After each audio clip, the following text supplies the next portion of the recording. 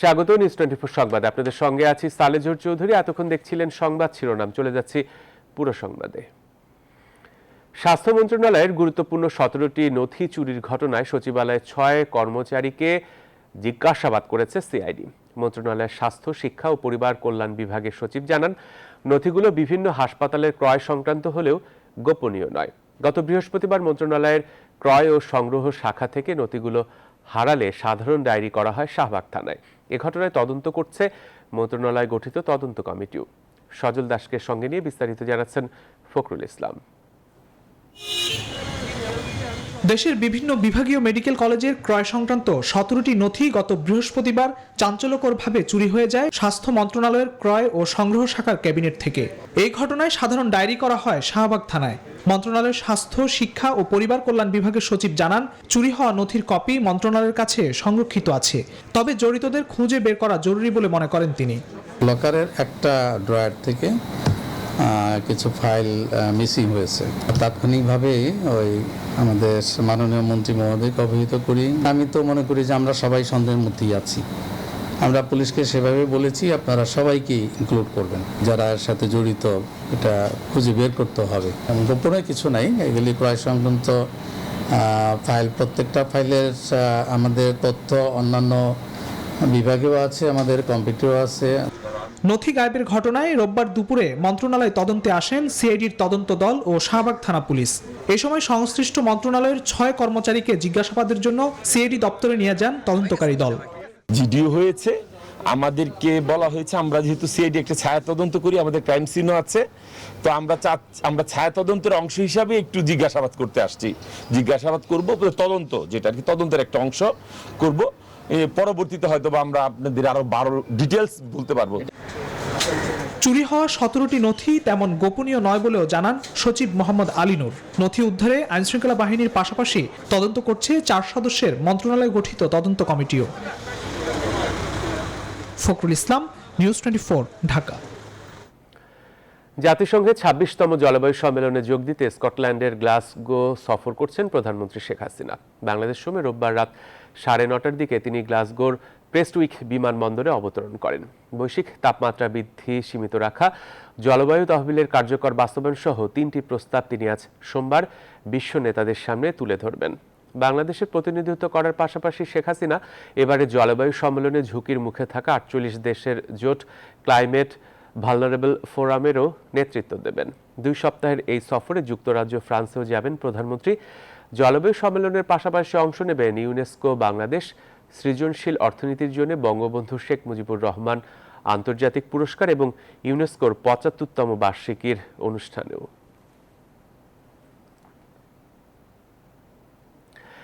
জলবায়ু বিপর্যয় এড়ানোর আহ্বানের মধ্য দিয়ে স্কটল্যান্ডের গ্লাসগোতে শুরু হয়েছে ঐতিহাসিক জলবায়ু সম্মেলন COP26। রোববার শুরু হওয়া এই সম্মেলনে জীবাশ্ম জ্বালানির ব্যবহার কমিয়ে বৈশ্বিক উষ্ণায়ন কমিয়ে আনার উপর জোর দেওয়া হচ্ছে। অংশ নিচ্ছেন প্রায় 200টি দেশের প্রতিনিধিরা।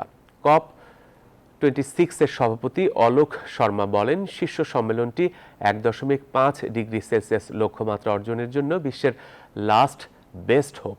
সম্মেলনে 2030 সালের মধ্যে কিভাবে কার্বন নিঃসরণের মাত্রা কমিয়ে পৃথিবী নামক গ্রহকে সাহায্য করবে তার ঘোষণাও দেবেন।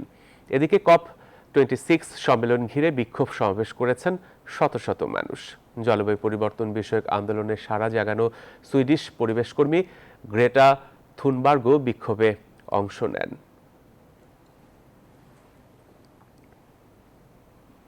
এবারে অন্যান্য সংবাদ। আজ সোমবার থেকে 12 থেকে 17 বছর বয়সী শিশুদের টিকাদান কার্যক্রম শুরু হচ্ছে বলে জানিয়েছে স্বাস্থ্য অধিদপ্তর। রোববার অনলাইন বুলেটিনে এই তথ্য জানান স্বাস্থ্য অধিদপ্তরের ইপিআই বিভাগের পরিচালক। প্রথম দিন রাজধানীর Motijheel ideal school and college থেকে এই টিকা কার্যক্রমের উদ্বোধন করবেন স্বাস্থ্যমন্ত্রী জাহিদ মালেক ও শিক্ষামন্ত্রী ডাক্তার দীপু মনি। শিশুদের করোনা টিকার বিস্তারিত জানাচ্ছেন রিশাদ হাসান। রাজধানীর মতিঝিল আইডিয়াল স্কুল অ্যান্ড কলেজে 12 থেকে 17 বছর বয়সী শিশুদের করোনা ভাইরাসের টিকা দেওয়া হবে সোমবার সকাল 9:30টায়। ঢাকা ও চট্টগ্রামের 8টি কেন্দ্রকে টিকাদানের ক্লাস্টার হিসেবে নির্ধারণ করা হয়েছে। এসব স্কুলে মঙ্গলবার থেকে টিকা প্রয়োগ শুরু হবে বলে জানিয়েছে স্বাস্থ্য অধিদপ্তর। আমরা আস্তে আস্তে এই কার্যক্রমকে ঢাকা শহরেও সম্প্রসারিত করব আরো কিছু স্কুলে, এবং একই সাথে এই মুহূর্তে আমরা ঢাকার বাইরে 22টি জেলায় আমরা প্রস্তুতি নিচ্ছি এবং পর্যায়ক্রমে সারা দেশে প্রত্যেকটা জেলায় এটা সম্প্রসারিত করার জন্য প্রস্তুতি নেওয়া হচ্ছে। প্রতিটি স্কুলে টিকাদানের বুথ থাকবে 25টি। দৈনিক 4 থেকে 5,000 শিশুকে দেওয়া হবে ফাইজারের টিকা। এছাড়া ঢাকার বাইরে আরো 22টি জেলায় শিশুদের টিকাদানের প্রস্তুতি চলছে। শীঘ্রই শুরু হবে টিকাদান। অভিভাবকরা হয়তো নিয়ে আসতে পারবেন, কিন্তু স্কুল হিসেবেই আসবে। মনে করেন একটা স্কুল, যে কোনো একটা স্কুল, সেই স্কুলের সবাই যারা 12+ আছেন, সেই স্কুলের 12+ নিবন্ধিত সকলেই একটা নির্দিষ্ট কেন্দ্রে আসবেন। স্কুল কর্তৃপক্ষ শিশুদের তালিকা প্রস্তুত করে আইসিটি বিভাগে পাঠালে আইসিটি তা যাচাই শেষে দেবে সুরক্ষা অ্যাপে। এরপর শিশুরা সুরক্ষা পোর্টাল থেকেই নিবন্ধন করে টিকা গ্রহণ করতে পারবে। নুরশাদ হাসান, নিউজ 24, ঢাকা।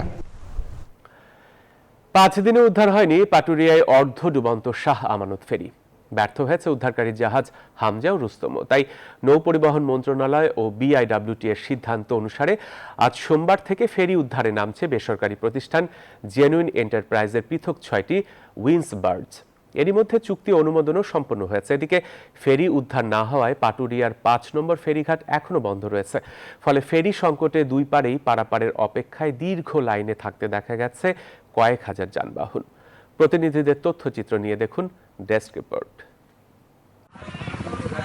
গেল 27 অক্টোবর সকালে 14টি যানবাহন সহ মানিকগঞ্জের পাটুরিয়ার 5 নম্বর ঘাটে উল্টে যায় ফেরি আমানত শাহ। এরপর থেকে গেল 4 দিন ধরে ঘাট ও ফেরি স্বল্পতার পাশাপাশি ফেরিডুবির ঘটনায় রাজবাড়ির দৌলদিয়া ও মানিকগঞ্জের পাটুরিয়া নৌপথে যানবাহন পারাপার ব্যাহত হচ্ছে। মানিকগঞ্জের পাটুরিয়ায় 5 নং ঘাট বন্ধ থাকায় ফেরি চলাচল ব্যাহত হচ্ছে। সকালে এই ঘাটে বাস ও ব্যক্তিগত যানবাহনের চাপ কম থাকলেও বেলা বাড়ার সাথে সাথে তা বেড়ে যায়। এদিকে গেল কয়েকদিন ধরেই রাজবাড়ির দৌলদিয়া ঘাটে যানবাহনের চাপ বেড়েছে কয়েক গুণ। এই ঘাট থেকে ঢাকা খুলনা মহাসড়কের গোয়ালন্দ ফিডস মিল পর্যন্ত প্রায় কয়েক কিলোমিটার রাস্তা জুড়ে যানজটের সৃষ্টি হয়েছে। আবার ঘাটে যানবাহনের চাপ কমাতে গোয়ালন্দ মোড়ে আটকে রাখা হয়েছে পণ্যবাহী গাড়িও। এতে চরম ভোগান্তিতে পড়েছে যাত্রী ও চালকরা। আজকে 3 দিন ধরে আসছি, এখানে খাওয়া দাওয়ার কষ্ট হয়েছে, জামজটে যাইতে পারতেছি না। না আছে গোসল, না আছে খাওয়া, না আছে কিছু। কবে পারাইতে এরকম কোনো ঠিকানা নেই। ফেরিঘাটের ব্যর্থতার কারণে, পুলিশের ব্যর্থতার কারণে আমাদের এই যানজটটা লাগে। সংশ্লিষ্টরা বলছেন দুর্ঘটনাজনিত কারণে আমানত শাহ ফেরি সহ যান্ত্রিক ত্রুটির কারণে আরও 4টি ফেরি বন্ধ রয়েছে। বর্তমানে ছোট বড় মিলে 15টি ফেরি দিয়ে যানবাহন পারাপার করা হচ্ছে। ফেরি স্বল্পতার জন্য ঘাটে যানবাহনের সারি দীর্ঘ হচ্ছে। Desk report, news 24। নিরপেক্ষ সরকার ছাড়া বিএনপি কোনো অবস্থাতেই নির্বাচনে যাবে না, এই সিদ্ধান্ত জানিয়ে দলটির নেতারা অভিযোগ করেছেন বিএনপিকে নির্বাচন থেকে দূরে সরাতে নেতাকর্মীদের হয়রানিমূলকভাবে গ্রেফতার করছে সরকার। বিস্তারিত তহিদ শান্তের প্রতিবেদনে।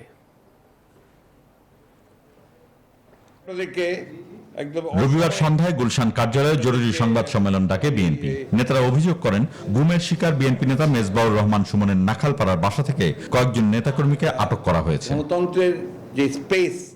আগামী নির্বাচন থেকে বিএনপিকে দূরে রাখতেই এ ধরনের ধরপাকড় শুরু করেছে সরকার, বলেন নেতারা।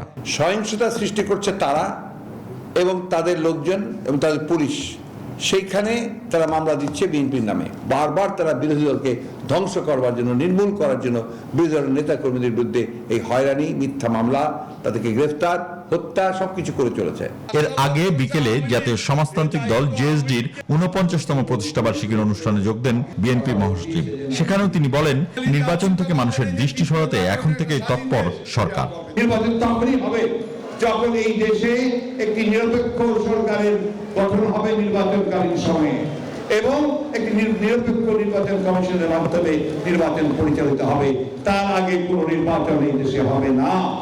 দ্রব্যমূল্যের ঊর্ধ্বগতির প্রতিবাদে সকালে জাতীয় প্রেস ক্লাবের সামনে ছাত্রদল আয়োজিত এক মানববন্ধনে অংশ নেন মির্জা আব্বাস। সরকারের উদ্দেশ্যে তার প্রশ্ন, বাজারে সব জিনিসের যথেষ্ট যোগান আছে, তবে মূল্য বাড়ছে কেন? বিএনপির হাজার হাজার কর্মী সেটাকের অপেক্ষায় আছে, সেটা পেলে পরে এমন আন্দোলন হবে এই সরকারের তত্ত্ব ভেঙে তছনছ হয়ে যাবে, যাকে কেউ টিকিয়ে রাখতে পারবে না। দলের নেতাদের আন্দোলনের জন্য প্রস্তুত হওয়ার নির্দেশনাও দেন মির্জা আব্বাস। তৌহিদ শান্ত, নিউজ 24, ঢাকা। দেশের মানুষ চায় বিএনপির উগ্র ধর্মান্ধ গোষ্ঠীর লালন পালন থেকে বেরিয়ে জনগণের প্রতি দায়িত্বশীল হোক, এমন মন্তব্য করেছেন আওয়ামী লীগের সাধারণ সম্পাদক ওবায়দুল কাদের। তিনি বলেন, অগণতান্ত্রিক পথে বিএনপির ক্ষমতায় যাওয়ার কোনো সুযোগই নেই। নিজ বাসভবনে সাংবাদিকদের ব্রিফিংকালে কথা বলেন ওবায়দুল কাদের। দেশের মানুষ পরিবর্তন চায় বিএনপির অপরাজনীতির। বিএনপি যদি নিজেদের বদলাতে না পারে, নিজেদের মধ্যে পরিবর্তন না আনতে পারে, তাহলে ইতিহাসে রাস্তা ঘুরে তাদের নিক্ষিপ্ত হতে হবে মুসলিম লীগের মতো। পরিবর্তন চায় বিএনপির উগ্র ধর্মান্ধ গোষ্ঠীর লালন পালন থেকে। পরিবর্তন চায় বিএনপি জনগণের প্রতি দায়িত্বশীল হোক। মানুষ চায় বিএনপি অগণতান্ত্রিক পথে না হেঁটে ক্ষমতায় যাওয়ার জন্য স্বীকৃত সাংবিধানিক পথে আসুক। ডিজিটাল কেবল অপারেটিং সিস্টেম চালু করতে কেবল অপারেটরদের আরও 1 মাস সময় দিল তথ্য মন্ত্রণালয়। নতুন সিদ্ধান্তে 30 নভেম্বরের মধ্যে ঢাকা এবং চট্টগ্রামে এবং 31 ডিসেম্বরের মধ্যে দেশের মেট্রোপলিটন শহর ও পুরাতন শহরগুলোতে কেবল অপারেটিং সিস্টেম ডিজিটাল করতে হবে। রোববার তথ্য সম্প্রচার মন্ত্রী ডক্টর হাসান মাহমুদ এই সিদ্ধান্তের কথা জানান। মন্ত্রী বলেন, সিদ্ধান্ত বাস্তবায়ন হলে বড় অঙ্কের রাজস্ব পাবে সরকার, আর লাভবান হবে দেশের টেলিভিশন ও কেবল অপারেটররা। সজল দাসের রিপোর্ট। দেশের কেবল অপারেটিং সিস্টেমের ডিজিটালাইজেশনে করণীয় ঠিক করতে টেলিভিশন মালিক ও কেবল অপারেটরদের সঙ্গে রোববার বৈঠকে বসেন তথ্য ও সম্প্রচার মন্ত্রী। বাস্তবায়নের অগ্রগতি পর্যালোচনা করার জন্য মন্ত্রণালয় সভাকক্ষে বৈঠকের পর সংবাদ সম্মেলনে মন্ত্রী জানান, 30 নভেম্বরের মধ্যে ঢাকা ও চট্টগ্রাম এবং 31 ডিসেম্বরের মধ্যে মেট্রোপলিটন শহর এবং পুরাতন শহরগুলোতে ডিজিটালাইজেশন সম্পন্ন করতে হবে। 30 নভেম্বরের মধ্যে ঢাকা এবং চট্টগ্রাম শহরে যে কেবল নেটওয়ার্ক সিস্টেম ডিজিটালাইজ করার যে সিদ্ধান্ত ছিল, সেই সিদ্ধান্ত বহাল থাকবে। 31 ডিসেম্বর 2021 তারিখের মধ্যে অন্যান্য মেট্রোপলিটন শহর কেবল নেটওয়ার্কিং সিস্টেম ডিজিটালাইজ হতে হবে। এক্ষেত্রে সেটটপ বক্স ছাড়া কেবল নেটওয়ার্ক ব্যবহার বাধাগ্রস্ত হবে বলেও জানান মন্ত্রী। প্রত্যেক গ্রাহককে ডিজিটাল সেটটপ বক্স বসাতে হবে। সেটি যদি ইতিমধ্যে না বসে, তাহলে 30 নভেম্বরের পর টেলিভিশন দেখার ক্ষেত্রে ব্যত্যয় হবে। কেবল অপারেটিং সিস্টেম ডিজিটাল করার প্রয়োজনীয়তার কথাও তুলে ধরেন মন্ত্রী। ডিজিটালাইজ করার উদ্দেশ্য হচ্ছে গ্রাহক যাতে ভালোভাবে টেলিভিশন দেখতে পারে এবং একই সাথে এই ইন্ডাস্ট্রির সাথে যারা যুক্ত আছেন সবাই যাতে উপকৃত হতে পারে। ওটিটি প্ল্যাটফর্মের জন্য খসড়া নীতিমালা তৈরি করা হয়েছে উল্লেখ করে মন্ত্রী বলেন, ক্লিন ফিট ছাড়া ওটিটি প্ল্যাটফর্মে চ্যানেল পরিচালনার কোনো সুযোগ থাকছে না, বা আরো বেশিও হয় অনেক সময়। সজল দাস, নিউজ 24, ঢাকা। ফ্ল্যাটের দাম কমপক্ষে 50% বাড়বে বলে আশঙ্কা করছে রিহ্যাব। তাদের মতে প্রস্তাবিত ড্যাপ ও ঢাকা ইমারত নির্মাণ বিধিমালা অনুযায়ী ঢাকায় 8 তলার উপর ভবন নির্মাণ করা না গেলে ফ্ল্যাটের দামের পাশাপাশি বাড়ি ভাড়াও বাড়বে। অন্তরা বিশ্বাসের প্রতিবেদন। রাজধানী ঢাকার রাজুক আওতাধীন এলাকায় রয়েছে 21 লাখের বেশি স্থাপনা, যার 0.16% 8 তলার উপরে। তবে ঢাকায় 8 তলার উপরে আর ভবন নির্মাণ করা যাবে না, এমন সিদ্ধান্ত ঢাকার ডিটেইল এরিয়া প্ল্যান ড্যাপের। এছাড়াও ঢাকা ইমারত নির্মাণ বিধিমালা অনুযায়ী এখন থেকে 5 কাঠা জমিতে সর্বোচ্চ 5 তলা ভবন নির্মাণ করা যাবে। তাও আবার জমির সাথে থাকতে হবে অন্তত 20 ফুট চওড়া রাস্তা। এই নিয়মগুলো 2021 সালের ডিসেম্বর থেকে কার্যকর হওয়ার কথা। তবে এসব নিয়মের ফলে ফ্ল্যাটের দাম ও বাড়ি ভাড়া বাড়বে বলে আশঙ্কা করছে real estate and housing association of Bangladesh, rehab. রবিবার দুপুরে রাজধানীর সোনারগাঁ হোটেলে এক সংবাদ সম্মেলনে তারা এসব কথা জানায়। নির্মিতব্য ভবনের জন্য কমন ফ্যাসিলিটি, দাপ্তরিক ও অন্যান্য প্রকল্প সংশ্লিষ্ট ব্যয়সমূহ একই থাকার কারণে ফ্ল্যাট সমূহের মূল্য ন্যূনতম 50% বৃদ্ধি পাবে, বাসা ভাড়া সীমাহীনভাবে বৃদ্ধি পাবে। এছাড়াও তারা বলেন, নতুন সিদ্ধান্তের কারণে আবাসনের চাহিদা মেটাতে ফসলি জমিতে বাড়িঘর তৈরি হবে, ফলে খাদ্য নিরাপত্তার সংকট দেখা দেবে। তাদের শঙ্কা, এর ফলে আবাসন শিল্পের সাথে জড়িত 40 লাখ শ্রমিকের ওপর নির্ভরশীল 2 কোটি মানুষও সমস্যায় পড়বে। ইতিমধ্যে অনেকগুলো ল্যান্ড সাইন করে রেখেছে।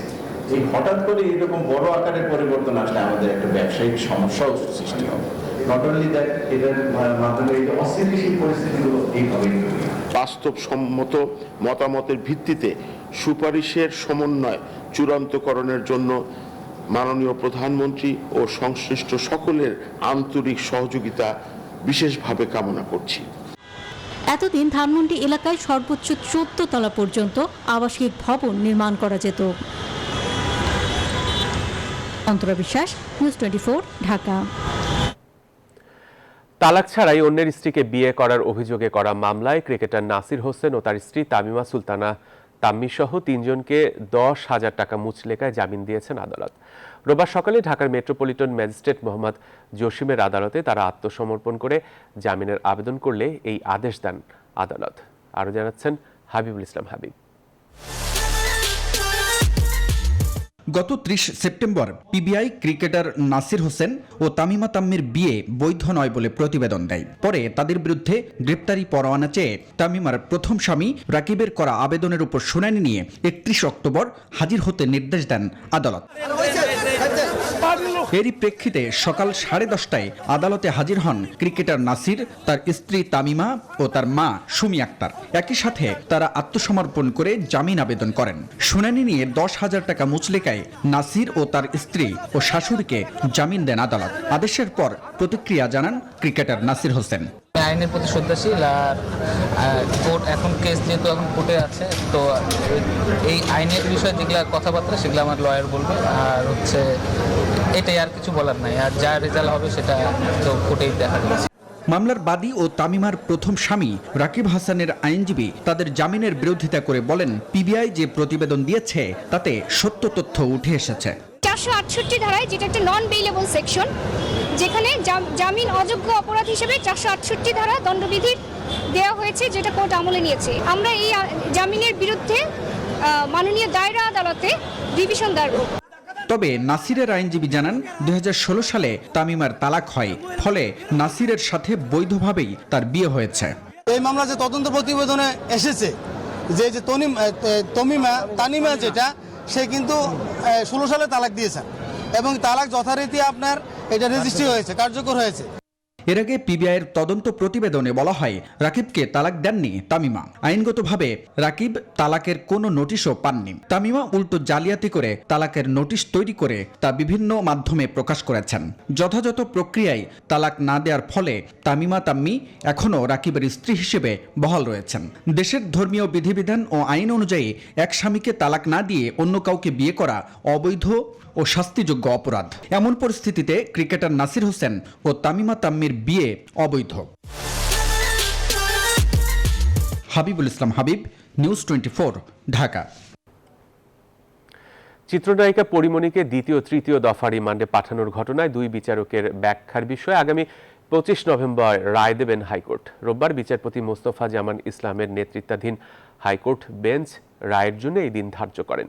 এর আগে সকালে চিত্রনায়িকা পরিমণিকে দ্বিতীয় তৃতীয় দফা রিমান্ডে পাঠানোর ঘটনায় লিখিত ব্যাখ্যায় 2 বিচারক দেবব্রত বিশ্বাস ও আতিকুল ইসলাম নিঃশর্ত ক্ষমা প্রার্থনা করেন।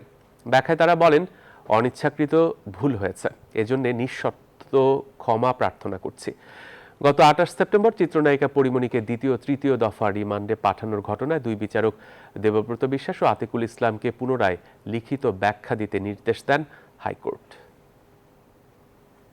রিপোর্ট জমা দেওয়ার কথা, কিন্তু রিপোর্ট জমা না দিয়ে আজকে একটা সাপ্লিমেন্টারি দিয়েছে আইনজীবীর মাধ্যমে।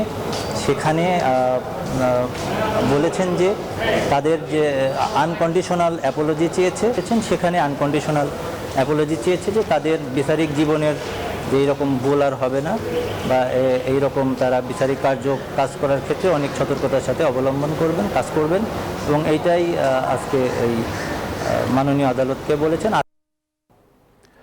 ভিকারুন্নিসা নূন স্কুল অ্যান্ড কলেজের অধ্যক্ষ কামরুন নাহার ও অভিভাবক ফোরামের নেতা মীর শাহাবুদ্দিন টিপুর ফোনালাপে তেমন কিছু নেই বলে আদালতকে জানিয়েছে রাষ্ট্রপক্ষ। বিচারপতি এম এনায়েতুর রহিম ও বিচারপতি মোহাম্মদ মোস্তাফিজুর রহমানের সমন্বয়ে গঠিত ভার্চুয়াল বেঞ্চ এই আদেশ দেন। এরপর ফোনালাপ ফাঁসের ঘটনায় শিক্ষা মন্ত্রণালয়ের তদন্ত কমিটির প্রতিবেদন নিয়ে পরবর্তী শুনানির জন্য আগামী 30 নভেম্বর দিন ধার্য করেছেন আদালত। এ বিষয়ে প্রতিবেদন দাখিলের নির্দেশ দিয়েছেন আদালত।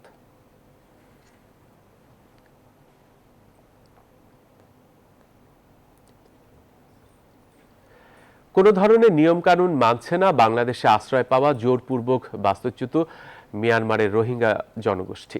দেশের 32টি রোহিঙ্গা ক্যাম্পে দেদারসে ব্যবসা করছে তারা। এমনকি স্থানীয় বেশিরভাগ বাজারও এখন তাদের দখলে। এনজিওগুলোর দেয়া ত্রাণের পণ্য নামমাত্র মূল্যে এসব বাজারে বিক্রি হচ্ছে, যার ফলে স্থানীয় ব্যবসায়ী ও জনগণ ক্ষতিগ্রস্ত হচ্ছে। এসব অনিয়মের জন্য কর্তৃপক্ষের নজরদারির অভাবকেই দুষছেন সংশ্লিষ্টরা। কক্সবাজার থেকে নাইমাল জিকোর বিশেষ প্রতিবেদন, আর ক্যামেরায় ছিলেন রতন দাস। টেকনাফ সদর এলাকায় ভ্যানে করে মৌসুমি ফল বিক্রি করেন নাসির শেখ। প্রায় 60 বছর ছুঁই করা এই ব্যক্তি 8 জনের সংসার চালান এই ফল বিক্রি করেই। তবে ব্যবসা এখন মন্দ। পরিবারের একবেলার খাবার জুটানোই কঠিন হয়ে গেছে, কারণ একটাই, রোহিঙ্গা। টেকনাফের 27 নম্বর রোহিঙ্গা ক্যাম্প এলাকার জাদিমুরা বাজারের দৃশ্য এটি। এখানকার মানুষের সাথে কথা বলে জানা যায়, বাজারের অধিকাংশ দোকানের মালিক এখন রোহিঙ্গারা। অবৈধ উপায়ে ট্রেড লাইসেন্সও নিয়েছেন কেউ কেউ। ওই যে রোহিঙ্গার জন্য কারণ আরা মাল কিনি না পারে, আরা যার তো মাল কিনি এটা তারা আরো তো দুটিয়া পারে দিয়ে কিনে ফেলায়। মাল কিনতে চাইলে আরো যদি কিনাম বলে 200 টাকা চাইলে 300 টাকা নিয়ে যাও। এসব বাজারে নামমাত্র মূল্যে মিলছে রোহিঙ্গাদের ত্রাণে পাওয়া নিত্যপণ্য। ফলে বাজারে অসুস্থ প্রতিযোগিতায় ক্ষতিগ্রস্ত হচ্ছেন স্থানীয় ব্যবসায়ীরা। সরকার নবুজের নসার এই ফিরি না স্যার আর কি কই দিবে এখন তারা যারা শাশুড়িয়া তারা নয়তো গোর করতাম এটা এখন যারা যাদের দেশরিয়া। কক্সবাজার নাগরিক আন্দোলন ও সুশাসনের জন্য নাগরিক বলছে, রোহিঙ্গাদের ক্যাম্পের বাইরে এসে ব্যবসা করার কথা নয়। এজন্য প্রশাসনের নজরদারির অভাবকেই দায়ী করেন তারা। প্রতিটি অলিতে গলিতে প্রতিটি স্টেশনে কিন্তু ওদের নিজস্ব বাজার ব্যবস্থা চালু করে রেখেছে। এই যে সরকারের অব্যবস্থাপনা, যারা ক্যাম্পের দায়িত্ব রয়েছে তাদের অব্যবস্থাপনার জন্য মূলত এই যে বাজার ব্যবস্থাটাও এখন রোহিঙ্গাদের হাতে চলে যাচ্ছে। এখন দেখা যাচ্ছে রোহিঙ্গা ক্যাম্পে প্রায় কয়েক হাজার দোকান হয়ে গেছে, অনেক মার্কেট হয়ে গেছে। প্রত্যেকের মালিক কিন্তু রোহিঙ্গা। তাদেরকে দিয়ে আপনার সরাসরি তারা নিজেরা ব্যবসা করবে, এটা তো কোনোভাবেই হইতে পারে না। এটা আমার মনে হয় সরকারকে এই জায়গায় কাজ করা উচিত। তবে এ বিষয়ে কিছুই জানে না জেলা প্রশাসক। আর অতিরিক্ত শরণার্থী ত্রাণ ও প্রত্যাবাসন কমিশনার বলছেন, উচ্ছেদ করেও রোহিঙ্গাদের ব্যবসা বন্ধ করতে পারছেন না তারা। এ ব্যাপারে যাতে করে জুৎসই কার্যক্রম গ্রহণ করা হয়, আর যাতে নেটওয়ার্কিংয়ের কোনো অপব্যবহার না করতে পারে, আর সে ব্যাপারে আমরা কাজ করছি। বলে দোকানপাট উচ্ছেদ করেছি, এটা চলমান আছে। আপনারা জানেন ক্যাম্প 9 যে দোকানপাট ছিল প্রত্যেকটা দোকানপাট উচ্ছেদ করা হয়েছে। ক্যাম্প 1 ইস্ট ওয়েস্টেও দোকানপাট আছে। এই জাতীয় কার্যক্রমে তারা জড়িত হলে আমরা তাদেরকে বিরুদ্ধে উচ্ছেদ সহ অন্যান্য কার্যক্রম হাতে নিই। রোহিঙ্গা জনগোষ্ঠীর সৃষ্ট সমস্যা থেকে স্থানীয় ব্যবসায়ী ও জনগণকে সুরক্ষিত রাখতে কঠোর নজরদারির পরামর্শ স্থানীয় নাগরিকদের অধিকার নিয়ে কাজ করা সংগঠনগুলোর। নাইম আল চিকো, নিউজ 24, উখিয়া, কক্সবাজার। দেশ উন্নয়নের দিকে এগিয়ে যাচ্ছে, কিন্তু একটি মহলের সহ্য হচ্ছে না বলে মন্তব্য করেছেন স্বরাষ্ট্রমন্ত্রী আসাদুজ্জামান খান কামাল। রোববার দুপুরে ঢাকার ধামরাইয়ের বাথুলি এলাকায় এক অনুষ্ঠানে সাংবাদিকদের সাথে আলাপকালে তিনি কথা বলেন। সবকিছু তৎপর রয়েছে। দু একটি ঘটনা ঘটলেই যে কেউ দুর্বল কেউ ব্যর্থ সেই ঘটনা কিন্তু নয়। সবকিছু নজরদারিতে হয়েছে। অনেকেরই অনেক কিছু সহ্য হচ্ছে না। দেশের সাম্প্রদায়িক সম্প্রীতি বিনষ্টের প্রতিবাদে সকল ধর্মের মানুষকে নিয়ে রাজধানীর সোহরাওয়ার্দী উদ্যানে বিশাল সমাবেশের ডাক দিয়েছে তরিকত ফেডারেশন। রোববার রাজধানীতে আয়োজিত শান্তি সম্মেলনে ঘোষণা দেন দলটির চেয়ারম্যান সৈয়দ নজিবুল বাশার মাইজ ভান্ডারী। অনুষ্ঠানে দেশে বসবাসকারী প্রধান 4 ধর্মের ধর্মগুরু, গবেষক, উন্নয়ন কর্মীরাও বক্তব্য রাখেন। রাজনৈতিক স্বার্থে ধর্মীয় বিষোদ্গার ছড়ানোর অভিযোগ করেন তরিকত ফেডারেশনের চেয়ারম্যান।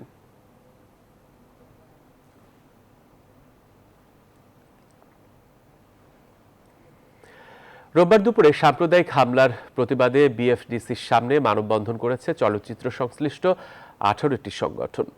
ঐতিহ্য সংস্কৃতির মিশেলে সবাই থাকি মিলেমিশে স্লোগানে প্রতিপাদ্য অনুযায়ী কর্মসূচিতে অংশ নেয় সংগঠনগুলো। সাম্প্রদায়িকতার নামে যারা শান্তিপূর্ণ বাংলাদেশে অশান্তি তৈরির চেষ্টা চালাচ্ছে তাদের রুখে দাঁড়ানোর কথা বলেছেন চলচ্চিত্র সংশ্লিষ্টরা। সম্প্রতি কুমিল্লা, নোয়াখালী, চাঁদপুর সহ বেশ কয়েকটি জেলায় হামলার সাথে জড়িত তাদের বিচারের দাবিও তোলেন বক্তারা। স্পষ্ট আছে, যার যার ধর্মতে কেউ কোনো আঘাত করতে পারবে না। এটা আসলে বিচার করা মালিক একমাত্র আমাদের মহান আল্লাহ তাআলা। বাট আমরা যদি একজনের ধর্মকে আরেকজনের ব্যবহার করে আমাদের মধ্যে সম্প্রীতি নষ্ট করি তাহলে আমাদের দেশ পিছিয়ে যাবে। সবাই মিলে কিন্তু আমরা একসাথে প্রতিবাদ করেছি এবং আজকেও আমাদের প্রতিবাদ ওইটাই যে যাতে দেশটা সম্প্রীতি বজায় থাকে। রাজধানীর বিভিন্ন এলাকায় অভিযান চালিয়ে ৩১৭টি অবৈধ ওয়েস্টসেল ওয়াকিটকি সেট উদ্ধার করেছে র্যাব। এ সময় ৫ জনকে আটক করা হয়। রবিবার দুপুরে র্যাবের মিডিয়া সেন্টারে এক সংবাদ সম্মেলনে র্যাব ১০-এর অধিনায়ক মাহফুজুর রহমান এসব তথ্য জানান। তিনি বলেন, এদের সাথে যারা জড়িত তাদের প্রত্যেককেই আইনের আওতায় আনা হবে।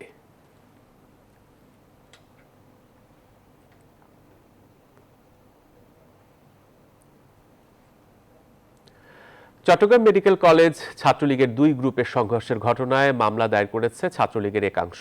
শনিবার রাতেই কলেজ ক্যাম্পাস থেকে রক্তিম দে ও এনামুল হোসেন ওরফে সীমান্ত নামে ২ জনকে গ্রেফতার করে পুলিশ।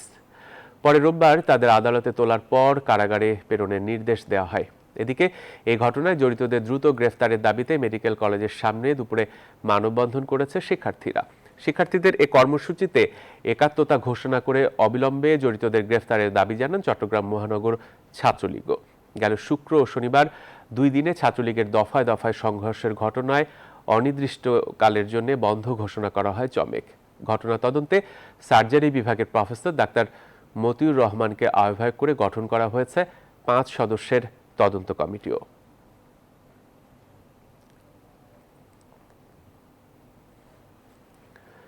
দেশে করোনা পরিস্থিতির খবর। দেশে গত ২৪ ঘন্টায় করোনা সংক্রমণে ৬ জনের মৃত্যু হয়েছে। এ সময় করোনায় আক্রান্ত হয়েছেন ২১১ জন। রোববার বিকেলে স্বাস্থ্য অধিদপ্তরের নিয়মিত সংবাদ বিজ্ঞপ্তিতে এসব তথ্য জানানো হয়েছে। গত ২৪ ঘন্টায় মোট ১৭,২২৬ জনের নমুনা পরীক্ষার বিপরীতে রোগী শনাক্তের হার ১.22।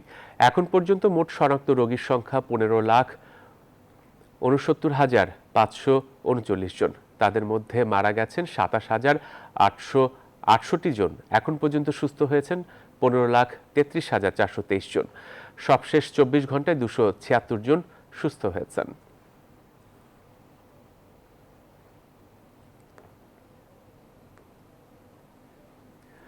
এবারে জানাবো ফার্স্ট সিকিউরিটি ইসলামী ব্যাংক অর্থ বাণিজ্যের সংবাদ।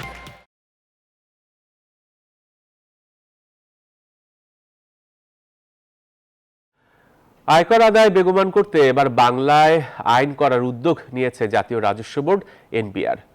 জাতীয় রাজস্ব বোর্ডের প্রধান কার্যালয়ে এক সংবাদ সম্মেলনে এনবিআর চেয়ারম্যান বলেন, ১৯২২ সালের ইনকাম ট্যাক্স অ্যাক্ট কয়েক ধাপে সংস্কার হয়ে এখনো চলে আসছে। আবার ইংরেজি ভাষায় হওয়ায় বর্তমানে আয়কর আদায়ে অনেক ক্ষেত্রেই বিভ্রান্তি হচ্ছে। এজন্য আন্তঃমন্ত্রণালয় বৈঠক ও কর্মশালার মাধ্যমে আইনটিকে সংস্কার করে বাংলায় করা হচ্ছে। তিনি আশা করেন মন্ত্রিপরিষদের অনুমোদনের মাধ্যমে ডিসেম্বরের মধ্যেই বিল আকারে এটি প্রকাশ করা হবে।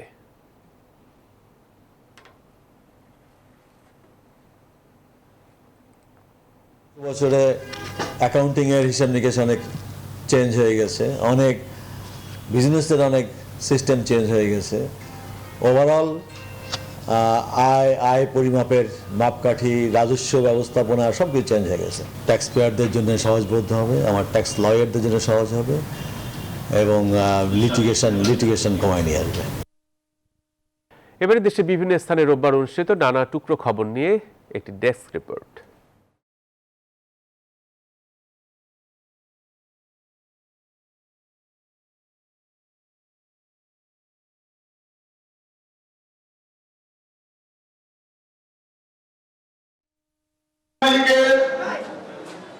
জেলা আওয়ামী লীগের পক্ষ থেকে তদন্ত কমিটি গঠন করে নোয়াখালীর কোম্পানিগঞ্জে শান্তি বিনষ্টকারীদের বিরুদ্ধে সাংগঠনিক ব্যবস্থা গ্রহণের দাবি জানিয়েছেন বসুরহাট পৌরসভার মেয়র আব্দুল কাদের মির্জা। পিরোজপুর গণ উন্নয়ন সমিতির উদ্যোগে এক আলোচনা সভায় মানুষের জীবিকা, খাদ্য ও পুষ্টি নিরাপত্তায় খাদ্য অধিকার আইন প্রণয়নের দাবি জানিয়েছে জেলার বিভিন্ন রাজনৈতিক ও সামাজিক সংগঠন। তৃতীয় ধাপে আগামী ২৮ নভেম্বর অনুষ্ঠেয় ইউপি নির্বাচনকে সামনে রেখে পিরোজপুরের রঘুনাথপুর ইউনিয়নে প্রতীক বরাদ্দের আগে জমে উঠেছে নির্বাচনী প্রচারণা। আওয়ামী লীগ মনোনীত প্রার্থী রেজাউল করিম খোকন, জাতীয় পার্টির প্রার্থী ও বর্তমান চেয়ারম্যান এলিজা সাইদের সঙ্গে সমান তালে লড়াই করছেন স্বতন্ত্র ২ প্রার্থী মোহাম্মদ আবু সাইদ ও গিয়াসউদ্দিন পলাশ। নাটোরের একডালায় স্বতন্ত্র ইউপি চেয়ারম্যান প্রার্থী গোলাম সরোয়ারের অস্থায়ী নির্বাচনী ক্যাম্পে হামলা, ভাঙচুর ও পোস্টারে অগ্নিসংযোগ করা হয়েছে। আহত হয়েছেন এক কর্মী। এ ঘটনায় নাটোর থানা পুলিশ ও নির্বাহী ম্যাজিস্ট্রেট রনি খাতুন ঘটনাস্থল পরিদর্শন করেছেন। নাটোরের সিংড়ায় উপজেলা কৃষি অধিদপ্তরের আয়োজনে 50% ভর্তুকিতে কৃষকদের মাঝে 12টি কম্বাইন্ড হারভেস্টার মেশিন বিতরণ করা হয়েছে। ভার্চুয়ালি বিতরণ অনুষ্ঠানের উদ্বোধন করেন তথ্য ও যোগাযোগ প্রযুক্তি প্রতিমন্ত্রী Junaid Ahmed Palak MP. Desk report, news 24। চিকিৎসা বিজ্ঞানের আদি কথা নতুন প্রজন্মের কাছে তুলে ধরতে বিশ্লেষণ ও গবেষণামূলক বইয়ের মোড়ক উন্মোচন করলেন অধ্যাপক ডাক্তার এস.এম. মোস্তফা জামান। রবিবার রাজধানীর একটি হোটেলে বইটির মোড়ক উন্মোচন অনুষ্ঠানে প্রধান অতিথি ছিলেন শিক্ষামন্ত্রী ডাক্তার দীপু মনি। কিভাবে একজন চিকিৎসক কয়েক বছর আগে আধুনিক চিকিৎসার পরিকল্পনা তাদের কাজের মাধ্যমে তুলে ধরেছিল, সেসব তথ্য রয়েছে এই বইটিতে।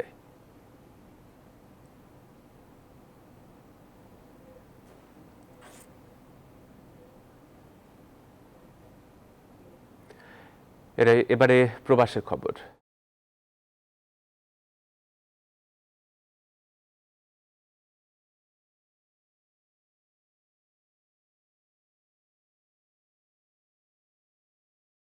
সাম্প্রতিক সময়ে দেশ জুড়ে হিন্দুদের উপর হামলা ও সহিংসতার প্রতিবাদ এবং দোষীদের বিচারের দাবিতে আবারও মানববন্ধন ও সমাবেশ অনুষ্ঠিত হয়েছে জার্মানিতে। শনিবার রাজধানীর বার্লিনে মানববন্ধনে অংশ নেয় দেশটির বেশ কয়েকটি অঙ্গরাজ্য থেকে আসা প্রবাসীরা। জার্মানি থেকে আশরাফুল হক আকাশের তথ্যচিত্র নিয়ে ডেস্ক রিপোর্ট। গত 2 সপ্তাহের বেশি সময় পেরিয়ে গেলে দেশজুড়ে সনাতন ও হিন্দু সম্প্রদায়ের উপর কোরআন অবমাননার অজুহাতে সহিংস ঘটনায় মদতদাতা ও জড়িতদের গ্রেফতার ও বিচারের মুখোমুখি দাঁড় না করানোর প্রতিবাদে আবারও সমাবেশ করেছে জার্মানির সর্বস্তরের প্রবাসীরা। তাদেরকে বাধ্য করা হচ্ছে তাদের জায়গা জমি সবকিছু ছেড়ে যেতে, তাহলে আমরা কোথায় যাব? সবাই মিলে সব সময় আগের মতো করে আবার সব পূজা, সব ধর্মের সব অনুষ্ঠান একসাথে পালন করব। মানববন্ধনে বক্তারা হামলার সময় দেশের আইন শৃঙ্খলা বাহিনী ও প্রশাসনের ভূমিকা নিয়েও প্রশ্ন তোলে। একই সাথে ধর্মীয় সম্প্রীতি রক্ষার আহ্বান ছিল প্রবাসীদের কণ্ঠে। এসব হায়না যারা এসব ঘটনা করছে, শুভবুদ্ধির মানুষ যারা আছে তারা এগিয়ে আসবেন। যতক্ষণ না পর্যন্ত আমরা সরকারের পক্ষ থেকে কোনো দৃষ্টান্তমূলক শাস্তির নজির দেখতে পাবো, ততক্ষণ পর্যন্ত আমরা শুধু জার্মানি নয়, আমরা ইউরোপ জুড়ে আমাদের এই আন্দোলন অব্যাহত রাখব। প্রতিবাদ সমাবেশ থেকে বক্তারা বলেন, রাষ্ট্রের নিষ্ক্রিয়তার কারণে এ ধরনের হামলা বারবার হচ্ছে। চন্দ্রানী চন্দ্রা, নিউজ 24। এদিকে জাতির পিতা বঙ্গবন্ধু শেখ মুজিবুর রহমানের জন্ম শতবার্ষিকী উদযাপন করেছে লেবানন বাংলাদেশি। রাজধানীর বৈরুতে বাংলাদেশ দূতাবাসের আয়োজনে প্রবাসী বাংলাদেশিদের 16টি দল নিয়ে সপ্তাহব্যাপী শুরু হয়েছে বঙ্গবন্ধু ফুটবল টুর্নামেন্ট 2021। শনিবার বৈরুতে আল আহাদ স্টেডিয়ামে পায়রা উড়িয়ে খেলার উদ্বোধন করেন লেবাননে নিযুক্ত বাংলাদেশের রাষ্ট্রদূত মেজর জেনারেল জাহাঙ্গীর আলম মুস্তাহিদুর রহমান।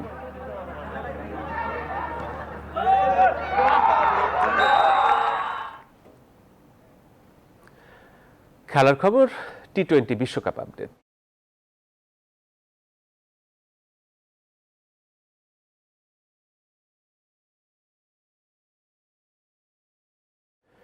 হ্যামস্ট্রিংয়ের চোটে পড়ে বিশ্বকাপ থেকে ছিটকে গেলেন সাকিব আল হাসান। বিশ্বকাপের সুপার 12-এ বাকি 2 ম্যাচে মাঠের বাইরেই থাকতে হবে সাকিবকে। সার্জার ওয়েস্ট ইন্ডিজের বিপক্ষে বাংলাদেশের সর্বশেষ ম্যাচে হ্যামস্ট্রিংয়ের চোটে পড়ে মাঠ ছাড়েন সাকিব। এরপর মাঠে ফিরে 4 ওভার বোলিং করেন বাঁহাতি অলরাউন্ডার। চোটের কথা মাথায় রেখে ব্যাটিংয়েও নামেন ওপেনিংয়ে। এরপর সাকিবকে 3 দিন বিশ্রামে রেখে পর্যবেক্ষণ করবে বলে জানায় বাংলাদেশ ক্রিকেট বোর্ড বিসিবি। বিশ্বকাপে সুপার 12-এ এই নিয়ে 3 ম্যাচের 3টিতেই হেরেছে বাংলাদেশ দল। টাইগারদের বাকি 2 ম্যাচ অস্ট্রেলিয়া ও দক্ষিণ আফ্রিকার বিপক্ষে।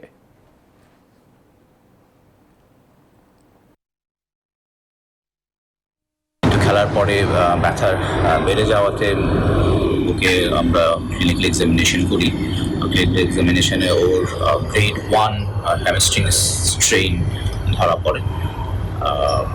এখন যেহেতু একটা গ্রেড 1 স্ট্রেইন, তো আগামী কিছুদিন ওর স্পোর্টস পার্টিসিপেশনের সমস্যা হতে পারে।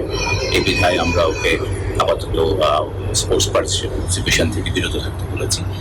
সোহানের টেস্টিকুলার কন্ডিশন, আমরা 3 দিনের জন্য ওকে কমপ্লিট রেস্ট থাকার উপদেশ দিই।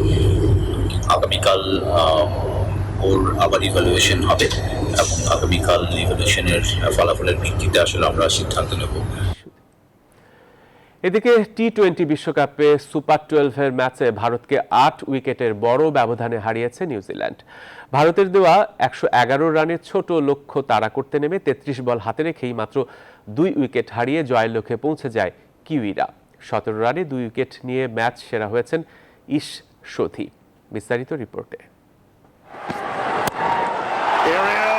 দুবাই আন্তর্জাতিক ক্রিকেট স্টেডিয়ামে টস জিতে ভারতকে ব্যাটিংয়ের আমন্ত্রণ জানায় নিউজিল্যান্ড। ম্যাচের তৃতীয় ওভারেই ঈশান কিষানকে ফেরান ট্রেন্ট বোল্ট। ইনিংস লম্বা করতে পারেননি লোকেশ রাহুলও। 18 রানে সাউদির শিকারে পরিণত হন তিনি। জীবন পাওয়া রোহিত শর্মাও ধরতে পারেননি ম্যাচের হাল। 14 বলে 14 রান করেন 3 ব্যাট করতে নামা রোহিত। টপ অর্ডারের 3 ব্যাটসম্যানকে দ্রুত হারানোর চাপটা সামলে নিতে পারেননি অধিনায়ক কোহলি। 17 বল খেলে 9 রান করে শোধির শিকারে পরিণত হন তিনি। আর পান্টের ব্যাট থেকে আসে 12 রান। এরপর হার্দিক পান্ডিয়ার 23 ও জাদেজার অপরাজিত 26 রানে ভর করে নির্ধারিত ওভারে 7 উইকেটে 110 রান জমা করে ভারত। জবাবে ব্যাট করতে নেমে গাপতিল মিশেল শুরুটা ভালো করলেও জুটি বড় হয়নি তাদের। 20 রান করে বুমরার শিকারে পরিণত হন গাপতিল। দ্বিতীয় উইকেটে ব্যাট করতে নামা উইলিয়ামসন মিশেলকে নিয়ে সচল রাখেন কিউইদের রানের চাকা। দুজনে মিলে গড়েন 72 রানের জুটি। 45 রানে মিশেল ফিরলেও কনওয়েকে নিয়ে 33 বল হাতে রেখেই নিউজিল্যান্ডের জয় নিশ্চিত করেন কেন উইলিয়ামসন। তৌহিদুল ইসলাম, নিউজ 24। দর্শক, সংবাদ শেষ করব হ্যালোইন উৎসবের খবর জানিয়ে। অবিশ্বাস্য হলেও সত্যি অধিকাংশ আমেরিকানরা এখনো মনে করেন 31 অক্টোবর রাতে মৃত আত্মারা নেমে আসে মর্তে। আর তাদের প্রসন্ন করতে উৎসবের যে আয়োজন করা হয় তার নামই হ্যালোইন। প্রতি বছরের মতো এবারও নানা আয়োজনে সারা বিশ্বে পালিত হয় এই উৎসব। পিছিয়ে ছিল না বাংলাদেশও। হ্যালোইন উৎসবের খবর জানাচ্ছেন সহকর্মী ফাতেমা কাউসার।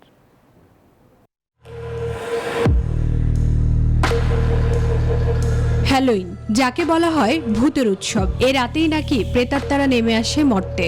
জীবিতদের বিশ্বে যোগদানের অনুমতি পায় মৃত আত্মারা। আর এই ভূতদের খুশি করতে প্রায় 2000 বছর ধরে চলে আসছে হ্যালোইন উৎসব। প্রতি বছরের মতো এবারও নানা আয়োজনে সারা বিশ্বে পালিত হয় এই উৎসব। 31 অক্টোবর রাজধানীর রেডিসন ব্লু হোটেল সেজেছে এই হ্যালোইন সাজে। কেউ জানো পাম্পকিন কাছে আমি শুধু দেখছি ইউটিউবে। সারাক্ষণ ইউটিউবে বিভিন্ন ভিডিও দেখতে থাকে, ওখানে সারাক্ষণ দেখা যায় যে ওরা হ্যালোইন সেলিব্রেট করছে বিদেশে। বাংলাদেশে আসলে এরকম তো হয় না, তবু ওরা খুব ইনসিস্ট করে যে আমি যাব। তোমার কি ভয় লেগেছে? No, I'm not scared. Really enjoyed Halloween and I have with my family. It's really fun. অনেক ভয়ঙ্কর আর মজা। আমার অনেক ভয় লেগেছে আর মজা লেগেছে। এই উৎসবে কুমড়ো খোদাই করার একটি রীতি আছে, তাই রেডিসন ব্লু হোটেলেও পাওয়া যায় মিষ্টি কুমড়ো দিয়ে তৈরি করা ভুতুরে প্রদীপ কিংবা অন্যকে ভয় দেখানোর সরঞ্জাম। এসব মিলেই হ্যালোইন। বিভিন্ন ফেস্টিভ্যালের উপরেই আমরা অনেক কিছুই আমরা আয়োজন করি। Halloween is also one of them. হ্যালোইনের সঙ্গে তাদের ড্রেসটা ম্যাচ করে আমরা তাদের জন্য একটা গিফট কিংবা তাদের একটু অনার করার জন্য আমরা একটা ব্যবস্থা রেখেছি। উৎসব কর্তৃপক্ষ জানান, হ্যালোইন উপলক্ষে ছাড়ের পাশাপাশি ছিল র্যাফেল ড্রয়ের ব্যবস্থা, ছিল লাইভ সঙ্গীতের আয়োজন। ফাতেমা কাউসার, নিউজ 24, ঢাকা। আর এই ছিল এখনকার সংবাদের সাথে থাকায় সবাইকে ধন্যবাদ।